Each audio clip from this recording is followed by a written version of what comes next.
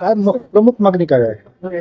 पोचमपाटचं जे आपलं धरण आहे त्याला बाजूला लागून जे शेती आहे ते शेतकऱ्यांचा फार मोठा त्रास होत आहे. कारण पोचमपाटचं जे ड्रम त्याची भिताळ आहे ते कमी असल्यामुळे पाणी पूर्ण त्यांच्या शेतामध्ये येते. त्याकरिता कमीत कमी हा तिसरी पिढी आहे जे सतत आंदोलन करत आहे. तर हे आमच्यासाठी फार अफसोस करायची बाब आहे. कारण गेल्या 3 पिढ्यापासून त्याने सतत लढत आहे की आम्हाला त्याचा मुआवजा द्या किंवा ते आमचं जे कसंही तुम्ही रोखू शकतात पाणीला, बॅकवॉटर त्यांच्या शेतात जाऊ नये, त्यांना त्रास होऊ नये, त्याच्यावर सरकार का दुर्लक्ष करत आहे माझा असा प्रश्न आहे.